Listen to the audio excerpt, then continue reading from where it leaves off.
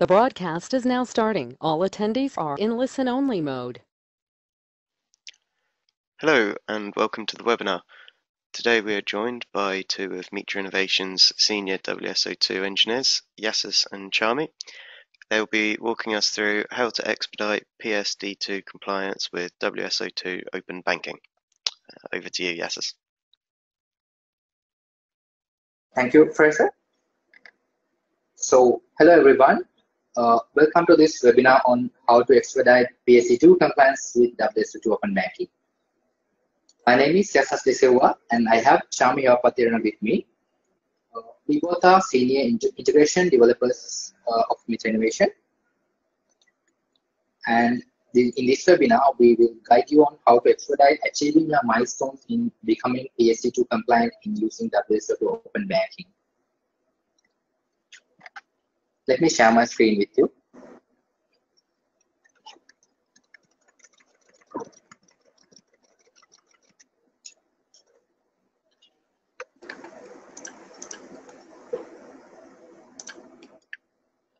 So, we are a company who started our journey with a tiny team and continuously expanded ourselves into a company with a team around 200, who now has expertise on enterprise and technical solutions.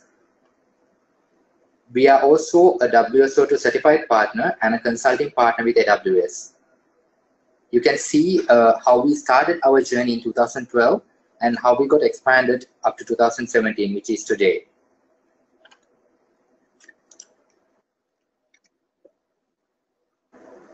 At Mitra Innovation, we help start smart entrepreneurs, investors, enterprises to accelerate their innovative business ideas into global business and solution. We are specialists in product incubation, digital transformation, cloud-to-cloud integration, and managed services.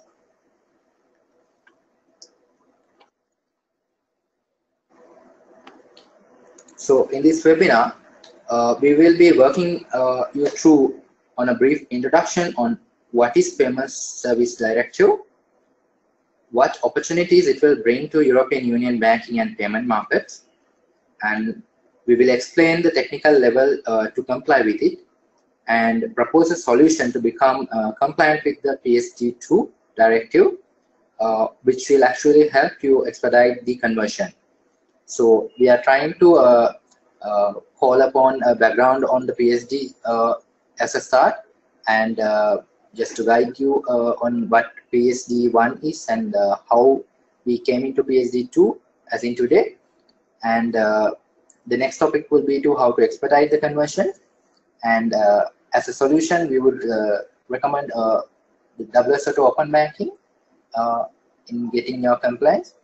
And Charmi will go through a line of demonstration to guide you how you can, by yourself, make sure that you do the compliance on depending on your staff and the guys in your IT.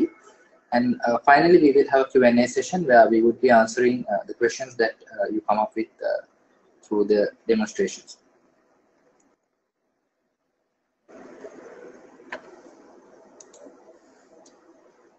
So the background of PSD.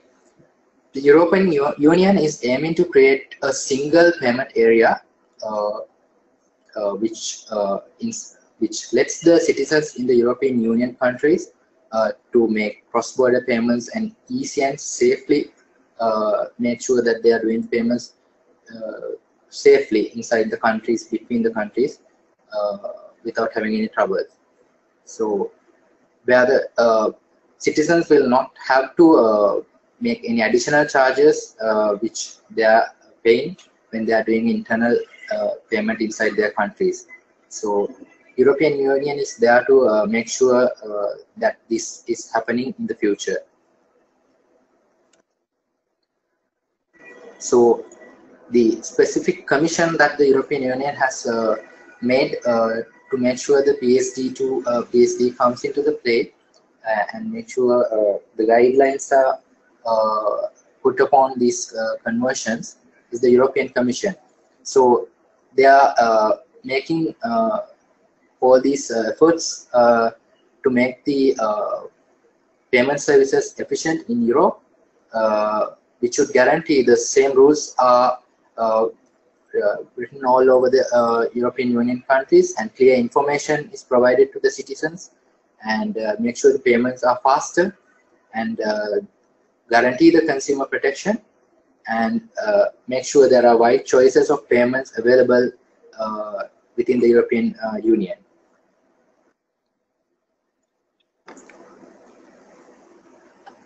PSD1.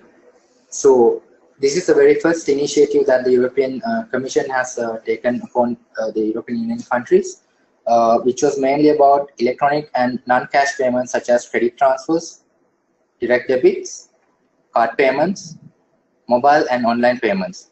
So the directive came into law in 2009, and which is still in force. PSD2. So this is what we call as Payment Services Directive 2, our topic today. So this was a response for the unsatisfactory consequences following to the first PSD. So when we talk about the PSD2, we have to talk mainly about two aspects. The very first one is ASPSP, which is, we can call it as Account Servicing Payment Service Provider, which we can relate to as the consumers' banks in today's e-market. And the second aspect is TPSP, which are third-party service providers. So these are the service providers in even in today's e-commerce market who are putting innovative business ideas to the market and make sure to let the consumers use their payment services without any cohesive procedures. But still, at this moment, as we are talking, the processes are not streamlined. So it is not regulated. Because of this, there are situations where the banks do not let the third-party service providers consume their APIs. The customer sensitive data is not open to these parties. Because of this, there are limitations as in today's market for them to put innovative ideas and grow their market. So when we talk about the TPSP, there are two aspects that we mainly have to talk about. Again, these are two subcategories. The very first one is PISP, the Payment Initiation Service Provider. The service providers initiating a payment on behalf of a user is the role that they are playing, which is the same role that they are playing currently even in the market. But since to the lack of the regulations on these ones, these aspects, they lack the innovative idea, lack to grow on their market. So the next one is AISP, the Account Information Service Provider, which is kind of a new role which will come into the e-commerce, e-banking market with the introduction of PSD2, which will aggregate users' account information from several banks into one view.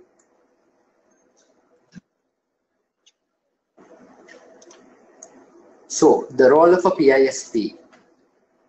PISP is the Payment Initiating Service Provider.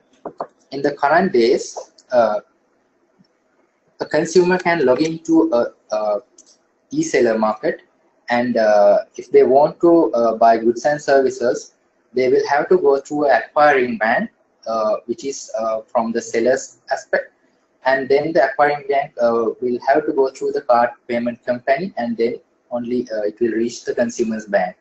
So this is the current situation that we all are in.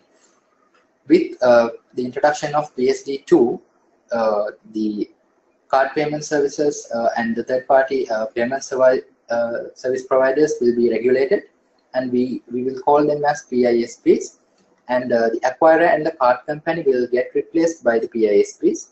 What will happen is a consumer, when they log into an e-commerce platform, e-seller, they will have to go through the PISP and through that contact the bank directly and affect the payments without going through any hassles. The role of an AISP. AISP, as we talked about earlier, is the Account Information Service Provider. Today, a customer will have to go, if a customer is having 3 bank accounts in 3 separate banks, they will have to go to each bank's e-commerce platforms and get to know their banking details like transaction histories, standing orders, and stuff like that. Within the introduction of PSD2, a new layer will come in between customer and the banks. That will be the AISP. This layer will conclude all the transaction history and things like such information such as the account balances into one view, and it will help the customer manage their finances.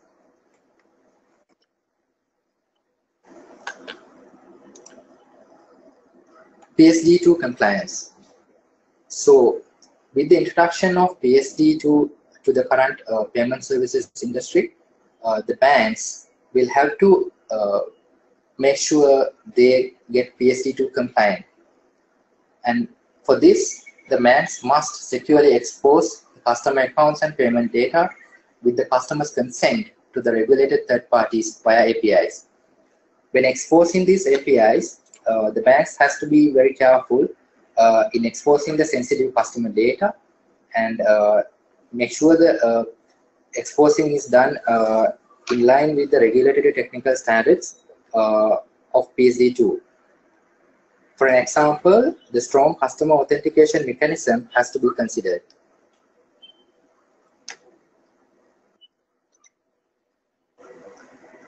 So we are only 29 days before this transformation. Now we should be thinking how to expedite this conversion. I think that is one major issue, that if you haven't started your expansion or whatever the conversions, I think you must be considering options. What should you be doing? What are the solutions that you might have to come up with?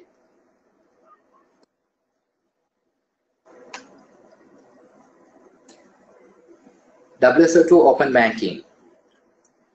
So the WSO2 Open Banking provides the technology requirements that banks need in order to become PSD2 compliant. It comes into the play with a set of predefined API specifications. It comes with pre-configured templates that correspond to the 3 most popular PSD2 API specifications in today: the Open Banking Project Spec, Open Banking UK Spec, and the SCET. So we would like to suggest you this solution when you are thinking about becoming PSD2 compliant. Let's go ahead and check what are the features that this solution will give you. So it is required that the banks let the third parties to access the payment information inside their accounts through APIs, as we discussed earlier. And we also mentioned that should provide strong customer authentication mechanisms, and we have to make sure the user privacy as well, and a dynamic link to specific amount and payee.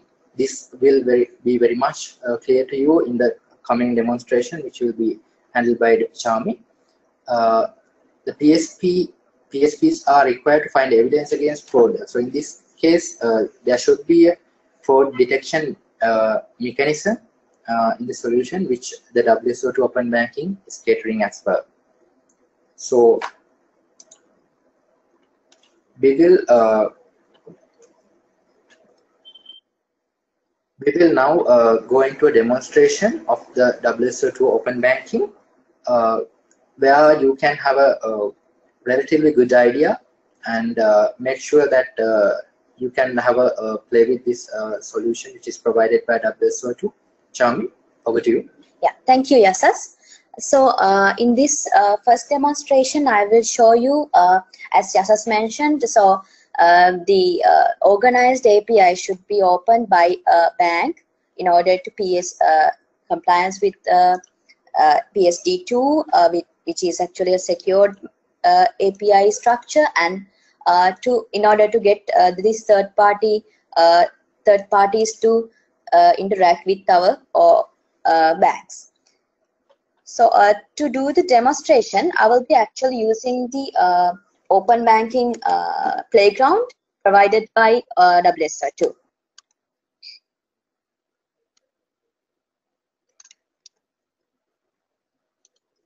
So this is their main page. I'm going to the sandbox view of this Open Banking solution. Yeah.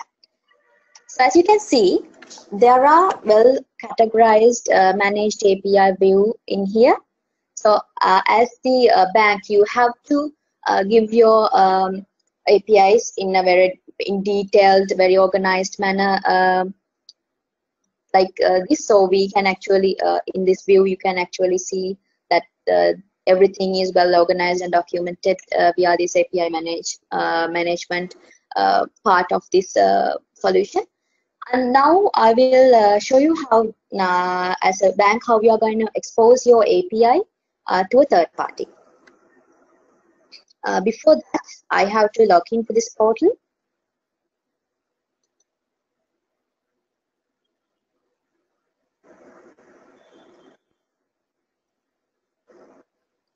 So I'm going to create a new application.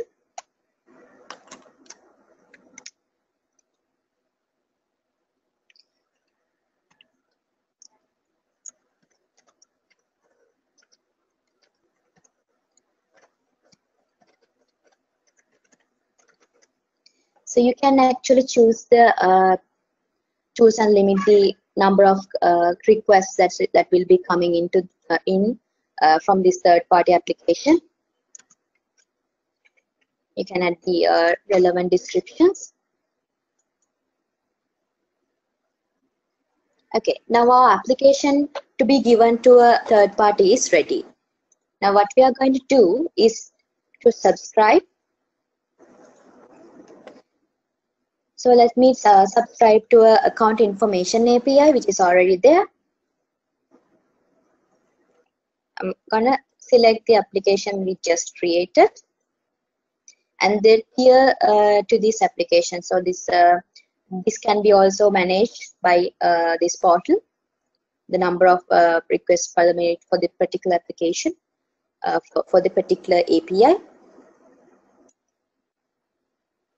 Okay. So I am successfully subscribed for this particular API, and this is the view that you will be getting into. So in your sandbox, since now for the moment it is a sandbox environment, so your sandbox callback URL will be this, and you can select the scopes right over there, and the validity, access validity.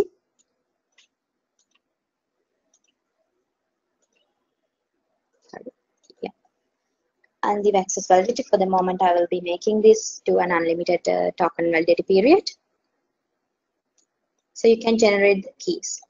So these will provide the consumer keys and the consumer secret keys, which you have to provide to the third party. This third party can be PISPs or AISPs, as discussed earlier. So I will park this part here and go back to the slides. Okay. So now, since you know that there are two parts of this third parties, the AISPs, let me walk you through a perspective of a AISP.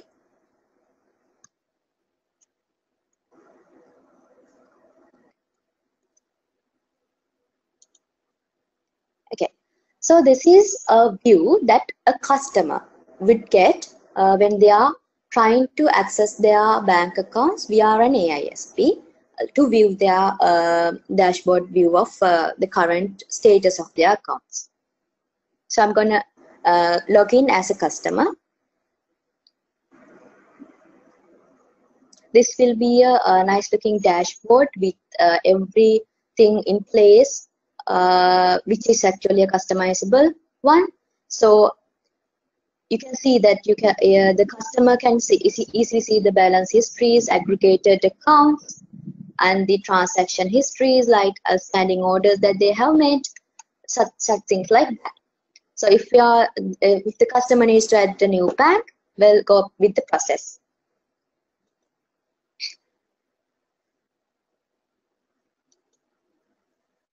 So this is where a customer engage with the AISP and allow the AISP to access the account information from the bank. So let me show that part from the diagram as well. So it's actually like this. So now we have seen the AISP financial dashboard, and banks will be like this. And what we're now going to do is add a new bank to this dashboard portal.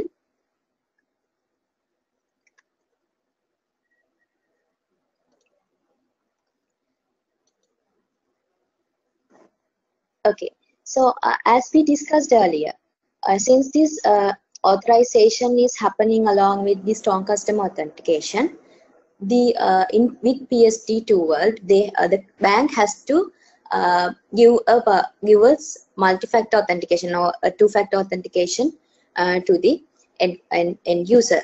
So this is a place where the customer gets a one-time password, which via SMS. So now, as Yasas mentioned in the previous slides, in order to be PSD2 compliant, the bank has to give a consent to the customer that this information will be open to this AISP from the bank. So the customer will allow this, and the new bank is added to this portal. So that way you can actually easily manage the banks and the aggregated view of the bank. That means the customer actually can have a full view very easily, and they are not worried about the information, because they know actually what will be the information according to the PSD2 compliance.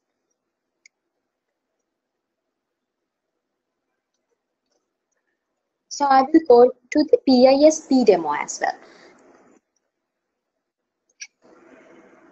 Before starting this demo, I will show you a in detail view of the PSD flow. So now the PSD flow, as mentioned earlier, is where a customer purchased an item and the payments are being handled and the payments has been deducted. So in this flow, the first one, as mentioned in the diagram, will be the initiation of the call, like the shopping cart proceeding call via the seller's site, and this will actually be contacted with the PISP, and then the authentication flow, like as shown as in step 3, 4 and 5, the authentication flow with the customer will be indicated. So I'll go to the demonstration and explain this further. Okay, so this is a well-known shopping cart view that you can see. Assume that you are the customer and you're gonna pay this one, and the customer can easily select what the bank is. So this is where the PISP solution direct the customer to a bank to authorize and authenticate. Okay, so as the first step, as mentioned earlier, this will be the username password, the first sign-in attempt, and this will be the password, which is the one-time password. And now the consent is coming back, the amount that it is going to be deducted. So this is the place the customer allows the bank to give this proceed with this transaction. So I'll allow this one, and then it goes here. So I will align these steps with the flow as well. So in the flow, you saw that the customer gets an a view of giving the password, username, passwords, and then the second factor of the authentication. And then the customer was asked to verify whether this is the whether they are okay to go ahead with this transaction. After the fifth step of consenting, the bank will then only the bank will exchange the authorization code and the tokens with the PISP as explained in the 6th and 7th flows. And then only the PISP will be able to invoke the API call with the token in order to deduct the amounts and do the necessary exchanges. And now I will go back to the application where we have created it. Since we knew that this was going to be the application for a third-party user, this is the actual call that they will be calling without the process that I have just explained. So I'll go to that link. So as mentioned, the customer has to give the, this is the part where the customer gives the login. And this is the place where two-factor authentication happens. So I should be, since my mobile number is there, I should be receiving the SMS.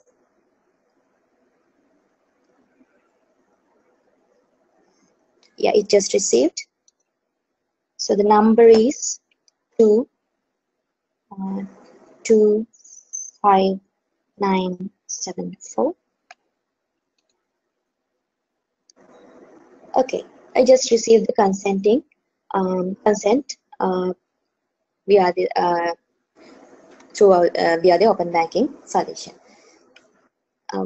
This actually can be approved. So this is actually giving the full detail what that customer will be exposing, like what the bank will be exposing to a third party, like read account details, read transaction credits, read account basics, read direct debits, and such as the things that you will be exposing to a third party, which is consent. So the customer's responsibility is to deny it or approve it. So I'm going to approve it. Then only the transaction authorization code goes to the PISP as shown in the flow here. The 7th, 6th, and 7th flows will initiate with this consent, and the API invocation for the transaction deduction will be occurred.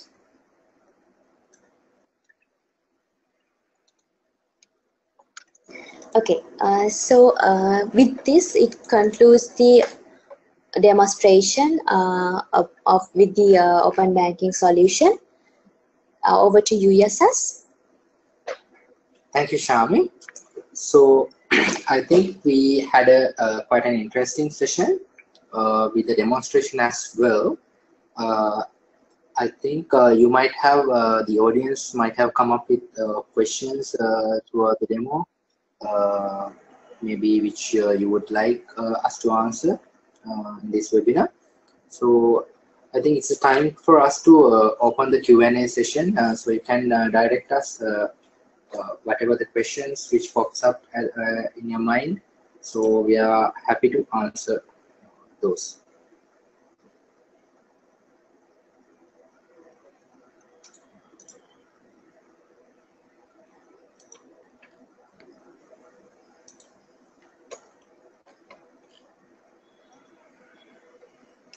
Okay, I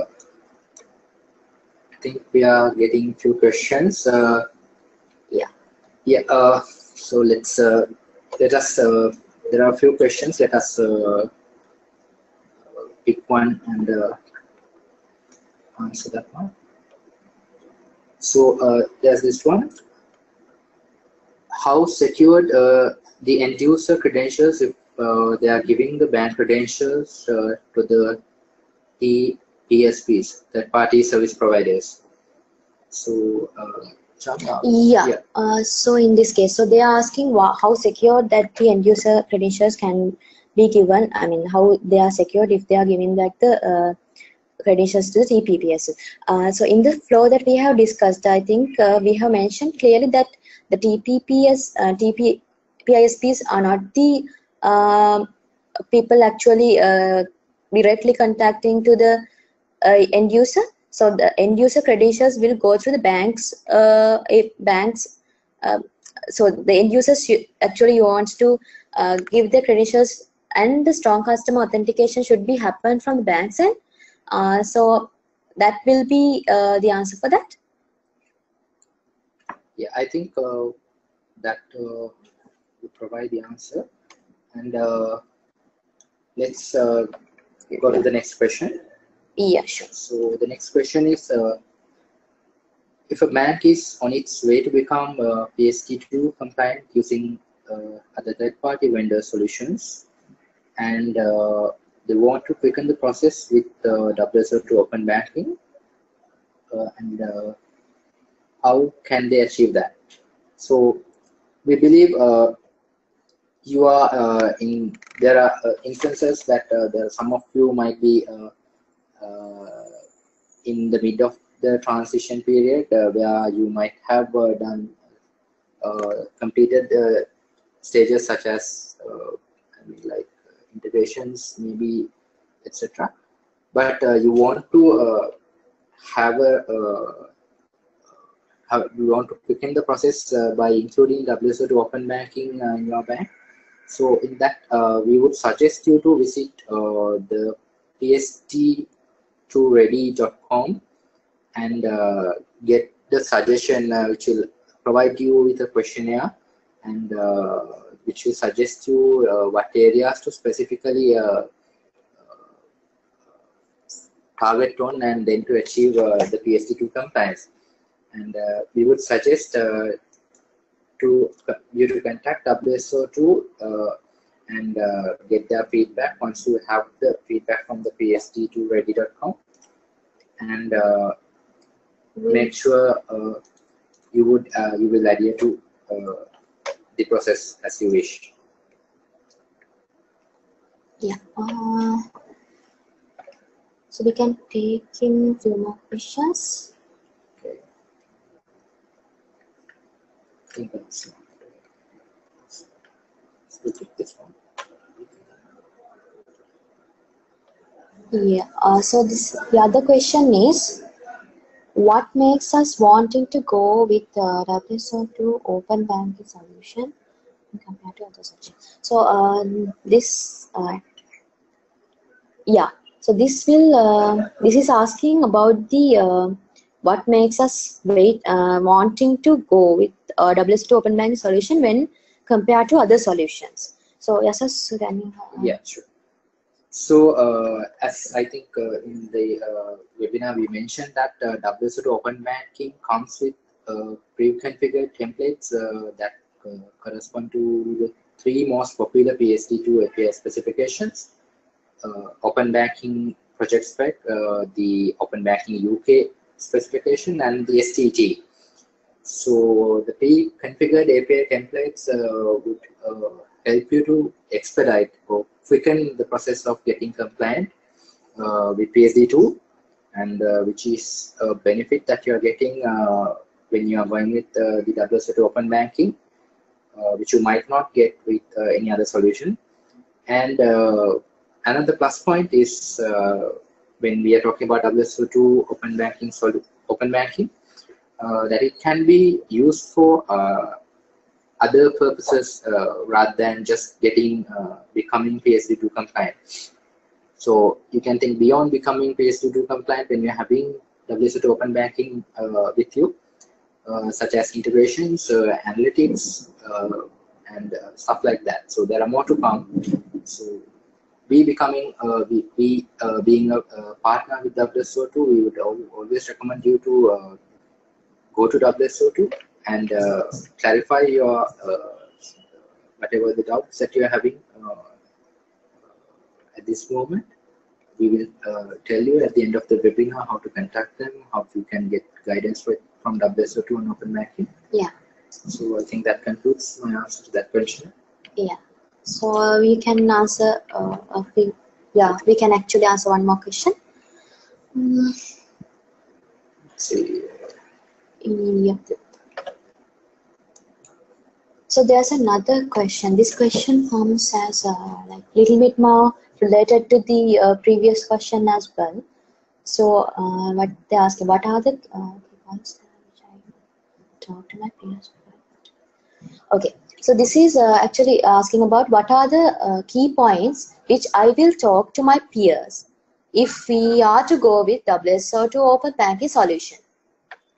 Well, answer is like pretty much the same, and yeah, I just can go ahead. Yeah, sure. So the question again is, what are the key points which I should talk to my peers if we are to go with WSO2 Open Banking?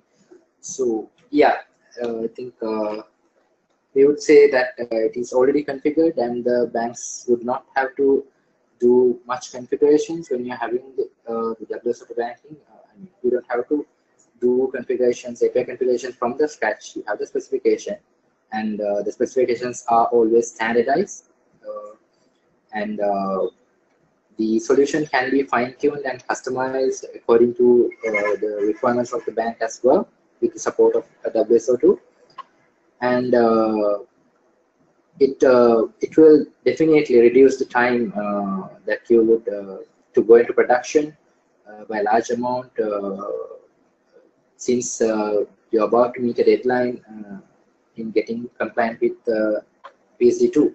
So I think that would answer pretty much the question, that whatever the answer that you're trying to get. Yeah. So,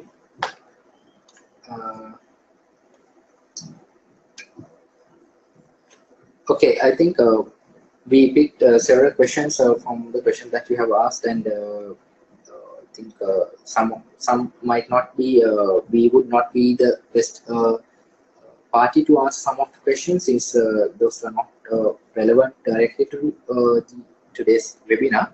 So for questions which are unanswered, you are always welcome to contact WSO2 and visit openbanking.wso2.com and click on the questions button on the right side of the website, which we can show them as well. How to go to directly clarify your doubts with WSO2. Okay, this is the Open Banking site. So you can actually see in your right hand side the questions portal is there, so you can actually directly post your product relevant like feature wise and future enhancement wise questions to the portal. Yes. If you need clarifications from WSO2.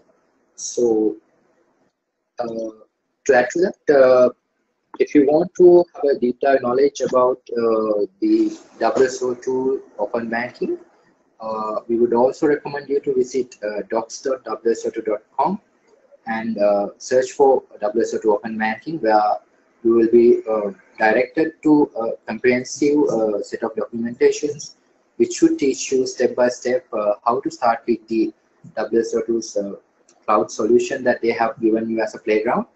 And they will, if you're interested, they will also support you to configure the same in your in-house infrastructure as well. So I think we had quite an interesting session in this webinar. So thank you very much for attending for today's webinar, and hope you will be able to achieve the target of expediting the PSD2 compliance. Thank you very much. Yeah, thank you.